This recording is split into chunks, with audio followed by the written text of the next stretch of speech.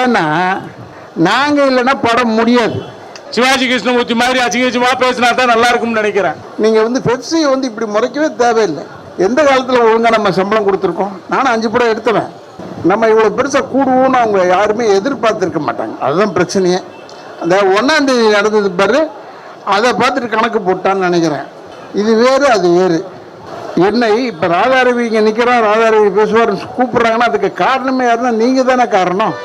ஏன்னா இப்போ நான் சொல்கிறேன், இப்போ நம்ம ஜூட ராமு இருக்கப்பல எதிர்க்கு, அதுக்காக ஞாபகமாக சொல்கிறேன். எனக்கு ஒயரை கட்டி விட்டாங்க ஊட்டியில், கங்கை அமரன் சார் படம். நான் ஒயரில் ஏறினதும் இல்லை இறங்கினதும் இல்லை, ஒயரை கட்டி விட்டாங்க. ஆனால் பாதுகாப்பாக நான் இறங்குற வரைக்கும் அங்கேவே நின்ன மனிதர்கள் யாருன்னா இவங்க, இந்த லைட் பாய், இந்த ப்ரொடக்ஷன் அசிஸ்டன்ட் தான் நின்னாங்களே ஒழிய அங்கே தயாரிப்பாளராக வந்து நிற்கலையே. இதெல்லாம் எதுக்கு நான் சொல்கிறேன்னா, தயவுசெய்து சொல்கிறேன், நீங்கள் பெப்சியை இப்படி முறைக்கவே தேவையில்லை. எந்த காலத்தில் ஒழுங்காக நம்ம சம்பளம் கொடுத்துருக்கோம்? நானும் 5 படம் எடுத்துவேன். எனக்கு தெரியும் எப்படி சம்பளம் கொடுக்காம நடத்துறதுன்னு. கேட்டுக்கிட்டால் உடனே ஒத்துக்கக்கூடியவர்கள் தான் பெப்சியை சேர்ந்தவர்கள். நான் உங்களுக்கு ஏன் சொல்கிறேன்னா, கூட சொன்னாங்க எங்களுக்கு இவ்வளோ பேலன்ஸ் இருக்குது, இவ்வளோ பணம் வர வேண்டியது இருக்குன்னு. அதெல்லாம் வராது, அதெல்லாம் வராதியா, அது உங்களுக்கு தெரியும், உங்களுக்கும் தெரியும் வராதுன்னு. நான் என்ன சொல்கிறேன்னா, வராமல் இருந்தால் கூட அந்த படம் தடை இல்லாமல் தேட்டருக்கு வருவதற்கு உதவி செய்பவர்கள் யாருன்னா இந்த பெப்சி ஆளுங்க தான், தொழிலாளிகள். நீ இவங்களுக்கு போட்டியாக ஒன்று ஆரம்பித்தோம்னா அது நல்லா இல்லை. நான் தயாரிப்பாளர் சங்கத்துக்கே சொல்கிறேன், நான்லாம் யோசனை பண்ணேன் 2 வாட்டி போகலாமா வேணாமான்னு. நம்ம வாழ்க்கை பூராவே எதிர்த்தே வாழ்ந்தவர்கள். அதனால் இதனால என்ன இருக்குது, இப்போ என்ன 10 படத்தில் போட மாட்டேன்னு சொன்னால் ரொம்ப சந்தோஷம். ஏன்னா நாங்கள் இல்லைன்னா படம் முடியாது. அதே போல் தொழிலாளிகளுடைய ஒற்றுமை என்னன்றத எதிராளிக்கு தெரியறதுக்கு ஒரு பாடமாக அமைந்திருக்கு. அதே ஸ்டேட்டில் போய் எங்கேயுமே வேலை செய்யாத அளவுக்கு நம்ம இருக்கிற ஒற்றுமை காரணம் இந்த ஆல் இந்தியாவில் இத்தனை ஜாம்பியானது தான் என்பதை இங்கே அறிமுகப்படுத்துகிற மாதிரி ஆயிடுச்சு. ஏன்னா இன்னைக்கு ஒரு நாளாவது நம்மளுடைய ஒற்றுமையில இவ்வளோ பேர் வந்து சேர்ந்துருக்காங்கன்னா இந்த ஆல் இந்தியாவில் அனைவருக்கும் வணக்கம். அதே போல் நடிகர் சங்கத்தில் ஒரு சோத்துக்கு ஒரு பானைக்கு ஒரு சோறு பார்த்தா இந்த மாதிரி நடிகர் சங்கத்தில் ராதாரவன் வந்திருக்காங்க. நடிகர்களுடைய உதவி நம்மளுக்கு விஷால் கூட பேசியிருக்காங்க. விஷால் சார் கூட டப்பிங் ஆர்டிஸ்ட்ல தான் வந்திருப்பாரு. ஆனால் இருந்தாலும் அவர் அதிகமாக தெரிஞ்சது வந்து படத்துல தான், டப்பிங்கில் தெரிஞ்சிருக்காது. ஒரே ஒரு காரணத்தை மட்டும் இங்கே நான் சொல்ல விரும்புகிறேன். சில தயாரிப்பாளர்கள் இந்த பெப்சியை ஒழிக்கணும்னு சொல்லி பார்க்கலாம், படம் எடுக்கிறவங்களே கிடையாது.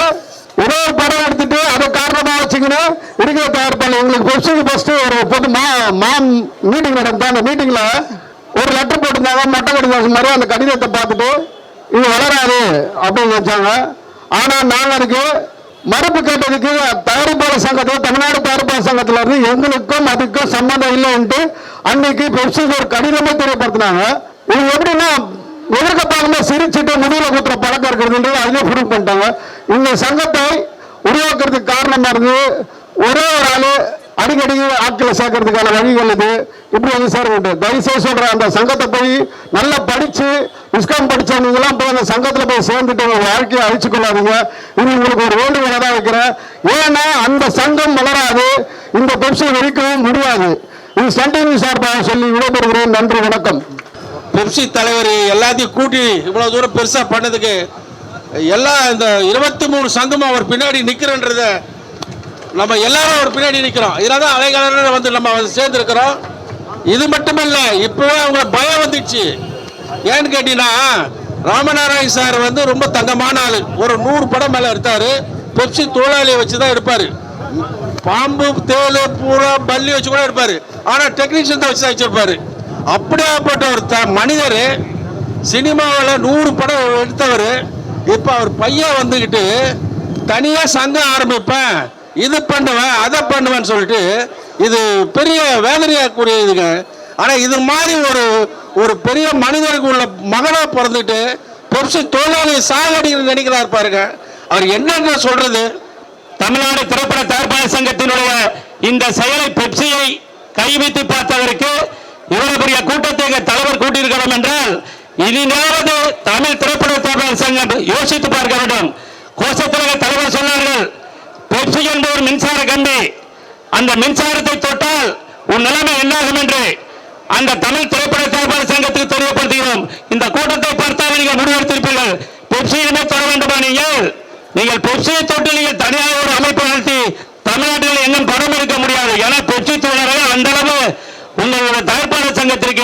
காலங்காலமாக நாங்கள் உழைத்திருக்கிறோம். பல கோடி ரூபாய் பில்லை நாங்கள் இழந்திருக்கிறோம். அவ்வளவு கஷ்டப்பட்டு அந்த 23 தொழிலாளர் சங்கமும் உங்களுக்கு உறுதியாக வளர்த்து கொண்டு வந்தது. ஆனால் இன்றைக்கு தனியாக ஒரு சங்கத்தை ஆரம்பித்து பெப்சி தொழிலாளர்களை வைத்து அடிப்பார்கள். அனைத்து கோஷங்களையும் அனைத்து கண்டனத்தையும் எங்கள் தலைவர் அவர்கள் மிக அற்புதமாக கண்டன உரையிலே அவர் தெரிவித்தார்கள் கோஷத்திலே.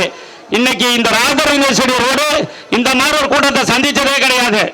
என் தாய் வீட்டு சீதனம் இங்கே அமர்ந்திருக்கிறது, அமைதியா இருக்கிறார் என்று பார்க்காதீர்கள்.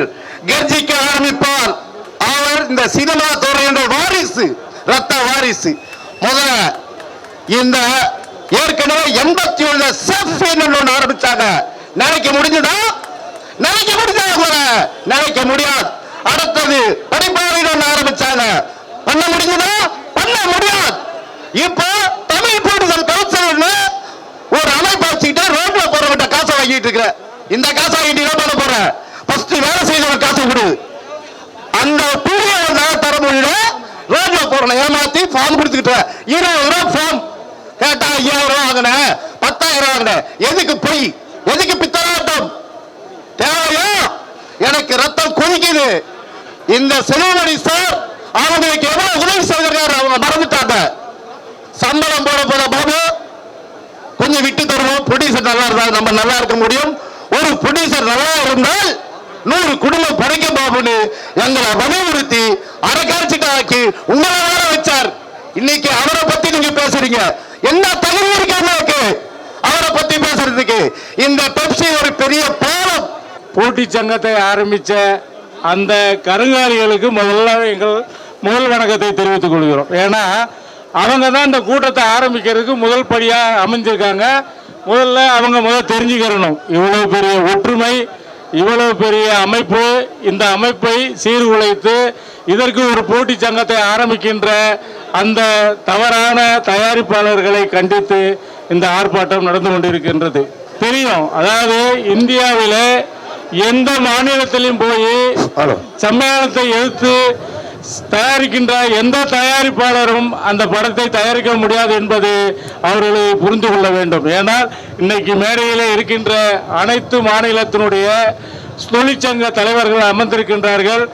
அவர்களை மீறி தமிழ் படம் சம்மேளனத்தை எதிர்த்து தமிழ் படம் தயாரிக்கின்ற எந்த ஒரு தயாரிப்பாளரும் தமிழ்நாட்டை தவிர இந்தியாவில் எந்த மொழி எந்த மாநிலத்திலும் போய் அவர்களால் ஒரு பிரேம கூட எடுக்க முடியாது என்பதை அவர்கள் முதல் நினைவில் வைத்துக் கொள்ள வேண்டும். அதாவது வேலை செஞ்ச தொழிலாளர்களுக்கே காசு கொடுக்க உனக்கு வழி இல்லை.